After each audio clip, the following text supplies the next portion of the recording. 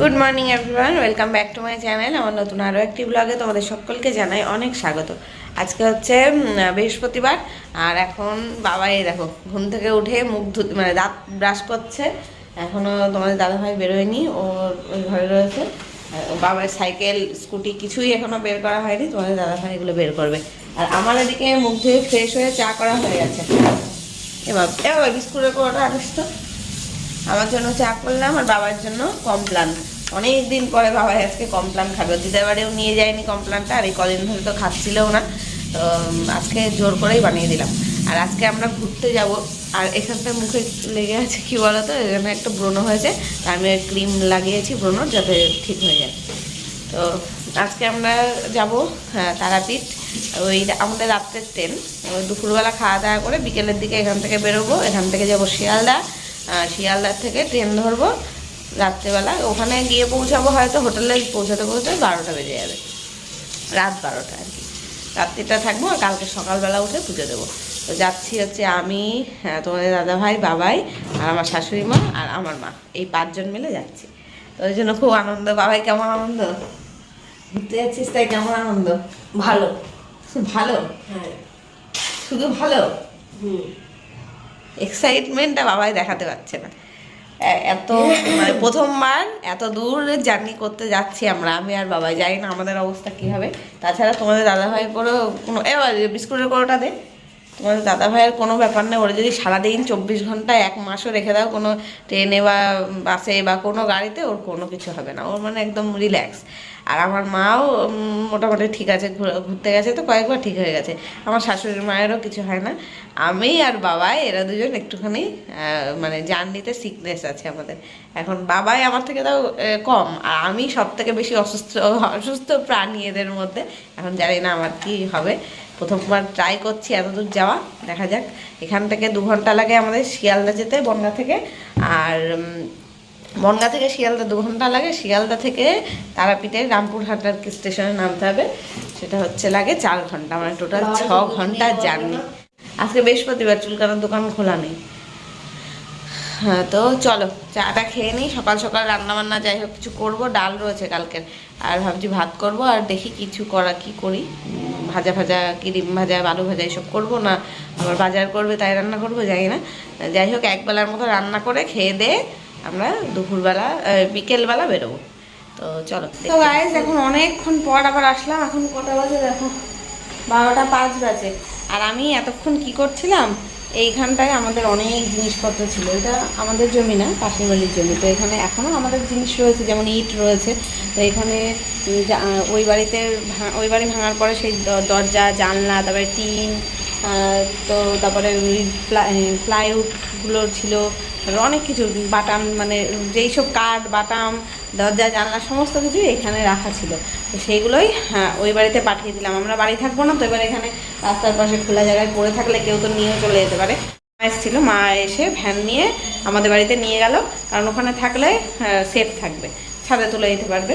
আর আবার এই জায়গাটাও ফাঁকা করে দিলাম। এখন ইট যা রয়েছে, ইটে পাঁচিল উঠে যাবে আমাদের। এই যে হাফ পাঁচিল দেওয়াই রয়েছে এই পর্যন্ত, এই দেখো এখানে পাঁচিল রয়েছে না, এইখান থেকে পুরো পাঁচিলটা জয়েন্ট হয়ে যাবে পরে। তো এটা এখন আর আমরা বাড়ি থাকছি না বলে একেবারে বলেছি 4-5 দিন পর আসতে। আর ভাঙাচোরা ছিল, অনেক ভাঙাচোরা ছিল বাইরে, সেইগুলো দিলাম, বিক্রি করলাম। ওই যে ভাঙাচোরার গাড়ি এখনও দাঁড়িয়ে রয়েছে ওইখানে, দেখো সব নোংরাভাবে ফেলা রয়েছে সব। এখানে সব ভাঙাচোরা দিলাম, বিক্রি করে দিলাম। আর একটা জিনিস তোমাদের দেখাবো, আমাদের বাথরুমের নতুন দরজা এসেছে। এখন তোমরা অবাক হয়ে যাবে যে বাথরুমের আবার নতুন দরজা কেন, ছিল ওই দরজা। আসলে আমরা যখন ওই সাদা রঙের দরজাটা লাগিয়েছিলাম, তার আগে আমরা একটা দরজা পছন্দ করেছিলাম, সেটা হয়তো ভিডিওতে তোমাদের বলেওছিলাম। তো সেই দরজাটা চুজ করার পরে যখন ওটা লাগাতে আসবে সেদিনকেই ওটা ডিফেক্ট বেরোয়, ওটা পাওয়া যায়নি বলেছিল। তাহলে এখন টেম্পোরারি আমরা একটা দরজা লাগিয়ে দিচ্ছি আপাতত, পরে ওটা যখন আসবে চেঞ্জ করে দেবো। তো সেটাই আজকে সেই দরজাটা এসেছে, তাই চেঞ্জ করে দিয়ে গেল। তো এই দেখো দরজাটা, এই হচ্ছে সেই দরজাটা। আর এটা আমরা যখন অর্ডার দিয়েছিলাম, এইটার সাথে আমাদের এই দরজার অনেকটা ম্যাচিং ছিল, ওই জন্য অর্ডার দিয়েছিলাম। এই যে দাগগুলো দেখো, কালারটাও সেম ছিল, দাগ ছিল। আর এটা একটা অন্যরকম ব্যাপার আছে, 3D প্রিন্ট। দেখো মনে হচ্ছে কাচের দরজাটা, আর এখানে জল দিয়ে ভেজা ভেজা ভেজা ভেজা টাইপের, দেখে মনে হচ্ছে না এইটুকুনি জায়গা কাজ। তো এটা একটু ইউনিক টাইপের দরজাটা লেগেছিল, ওই জন্য আমরা অর্ডার দিয়েছিলাম। 3Dর মধ্যে একদম পুরো 3Dতে রয়েছে এটা। এখান থেকে যত কাছের থেকে দেখবে তাও মনে হবে দেখো এটা জল, মানে কাচের জানলা, কাচের দরজা, সেরকম দেখতে মনে হবে। তো এটাই লাগিয়ে দিয়ে গেছে।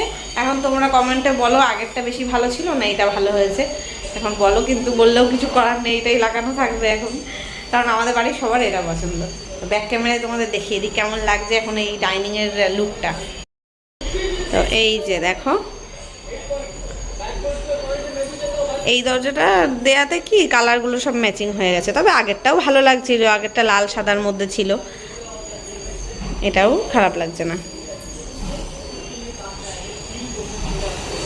আর বাবা এখানে শুয়ে শুয়ে টিভি দেখছে,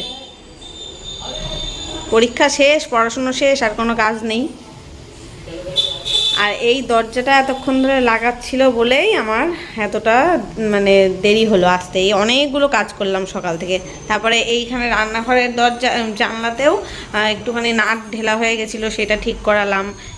এই জায়গাটা নাট ঠিক করালাম। আমাদের বাবাইয়ের ঘরের একটা দরজার লক একটু ডিস্টার্ব দিচ্ছিলো, সেটা ঠিক করালাম। আর এইগুলো করালাম এতক্ষণ ধরে, এই করাতে করাতে 12টা বেজে গেছে। এখন যাবো ফাইনালি আমি রান্না করব। আর রান্না হবে আজকে হচ্ছে ডিমের ঝোল, ভাত। কালকে ডাল রয়েছে, মুসুরির ডাল, ভাত করবো আর ডিমের ঝোল করবো। ঝপাঝপ এখন 12টা বাজে, 2টোর মধ্যে রান্না বান্না খাওয়া দাওয়া কমপ্লিট করার চেষ্টা করব, নইলে আমাদের বিকেল 4:15 ট্রেন। কারণ একটু খেয়ে একটু রেস্ট না নিতে পারলে না, আমার আবার তো বমির প্রবলেম আছে ট্রেনে উঠে, ওই জন্য। তো চলো রান্না বান্না করে নিই, দেখতে থাকো পুরো ব্লগ। এই যে এখানে সব কেটে বেছে গুছিয়ে নিলাম, পেঁয়াজ, লঙ্কা, টমেটো, ধনেপাতা কাটলাম, আদা রসুনের পেস্ট ফ্রিজ থেকে বের করে রাখলাম, নইলে এত শক্ত হয়ে যায়, জমে যায়। তো আর কালকের ডাল ছিল, ডালটাকে ফুটিয়ে নিলাম, নইলে খাওয়ার সময় যদি আবার দেখি নষ্ট হয়ে গেছে। ফ্রিজেও রাখিনি, এখন ঠান্ডার সময় তো ফ্রিজে রাখার প্রয়োজনও হয় না। আর ভাত বসিয়েছি এদিকে আলু আর ডিমটা সেদ্ধ বসিয়েছি, সেদ্ধ হয়ে যায় তো ঝোলটা করে নেব। ভাত বোধহয় হয়ে এসেছে, আর একটু হবে। পড়িস না। এই যে এখন ভাত হয়ে গেছে, আর ডিমটা এদিকে ভেজে নিয়েছি, মশলা কষানো হয়ে গেছে আলু দিয়ে। ঝোলের জন্য জলটা দেব, আর ডিমটা দিয়ে ফুটিয়ে নামিয়ে নেব। রান্না প্রায় হয়ে এসেছে, এখন বাজে 1টা।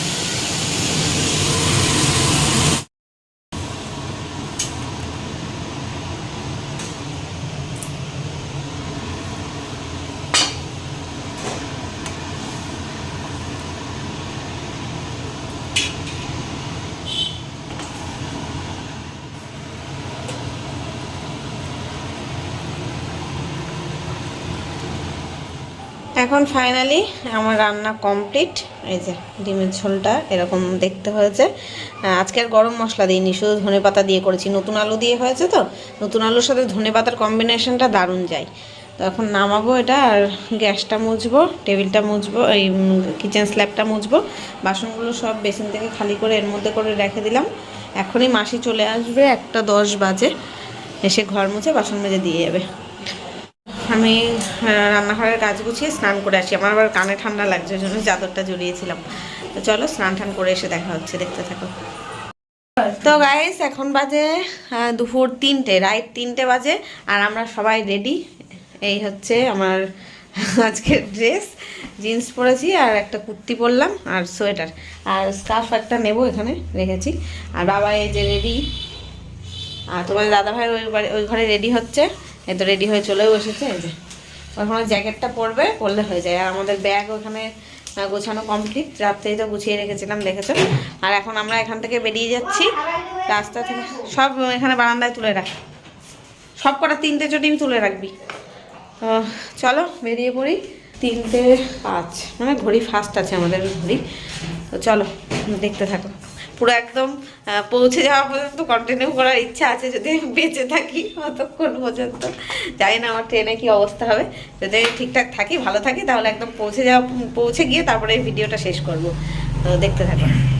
তো বন্ধুরা আমরা এই যে বেরিয়ে পড়েছি বাড়ি থেকে, আর একটা টোটো ধরে নিয়েছি। শাশুড়ি মাকে বাড়ির থেকে তুলে নিলাম, আর মাকে বলে দিয়েছি সোজা তুমি স্টেশনে পৌঁছে যেও, কারণ আমার মার বাড়ির দিকটা অন্য লাইনে, আমার শ্বশুর বাড়িটা অন্য লাইনে, একই জায়গা দিয়ে টোটো নিয়ে যাওয়া যাবে না। ওই জন্য মা মানে ওখানে গিয়ে পৌঁছে দাঁড়িয়ে থাকবে স্টেশনে, আমরা যাব। তো আমরা ঢুকেছিলাম, তার 5 মিনিটের মধ্যে মা চলে এসেছিলো। আমরা টিকিট কেটে ট্রেনের সামনেই ছিলাম। তো এখন ট্রেনেও সবাই উঠে পড়েছি, আর বনগাঁ থেকে ট্রেন ছেড়েও দিয়েছে। একটু আগেই ট্রেনটা পেয়ে গেছিলাম আমরা আর কি। তো তারপর এখন চলে এসেছি, দেখে তো বুঝতেই পারছো তোমরা, শিয়ালদা স্টেশনে। এত ভিড় আমার মা শাশুড়ি মার জন্যই তোমাদের হাই করে দিল। আর এই স্টেশনটা যতবার আসি, শিয়ালদা স্টেশন, এত ভিড় থাকে। তো এই যে এখন ভিড়ের মধ্যে আমরা একটা বসার জায়গা খুঁজছি, এত লাগেজপত্র নিয়ে। তো একটা বসার জায়গা পেলে বেশ অনেকক্ষণ পরে ট্রেন রয়েছে। এখন পৌঁছে গেছিলাম 5:30টায়।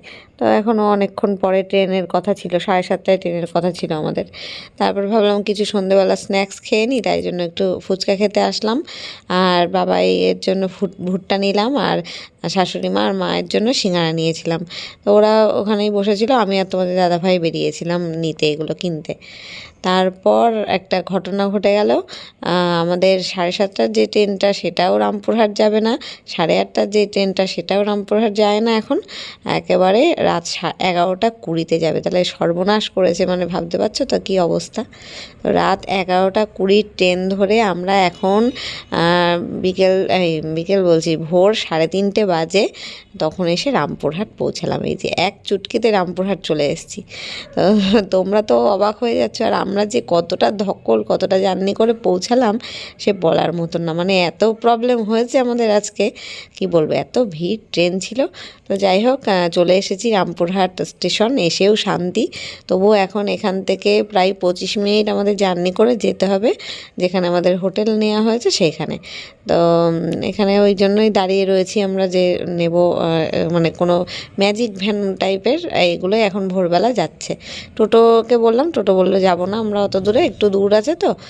তো এখন ফাইনালি আমরা পৌঁছে গেছি। এই যে আই লাভ তারাপীঠ লেখা রয়েছে, আর এই ব্রিজটা পার করেই আমাদের হোটেলটা। আর এইখানটাই তারাপীঠ, ওই যে পিঙ্ক কালারের হোটেলটা দেখছো তার পাশেরটাই আমাদের আর কি হোটেল রুম ছিল ওখানে। তো আমরা এখন এখানে ম্যাজিক ভ্যান নামিয়ে দিল এই সামনেটাই, একদম তারাপীঠ এখান থেকে 2 মিনিটের হাঁটা পথ। তো এই যে হোটেল রুমে চলেও এসেছি আমরা। আর আমাদের রুমটাতে আমি আর তোমাদের দাদাভাই রয়েছি, আর আরেকটা রুম নেওয়া হয়েছে, সেটাই মা, আমার শাশুড়ি মা আর বাবাই রয়েছে। ওটার খাটটা একটু বড়, আর এটা 2জন শুতে পারে সেরকম। তো ওই ছোটোখাটোভাবে হোম ট্যুরটা করিয়ে দিলাম, হোম ট্যুর না, রুম ট্যুরটা, হোটেলের রুম ট্যুরটা। আর বাবাইরা আছে এই যে এই সামনের প্রথম যেই রুমটা ওটাতে। তো এখানেই আমি ভিডিওটা এন্ড করব, কারণ এখন ভোর 4টে বাজে, খুব টায়ার্ড। এখন 2 ঘন্টা মতো রেস্ট নিয়ে ভোরবেলা আবার পুজো দিতে বেরোবো। তো চলো আজকের মতো এখানেই শেষ করছি, টাটা।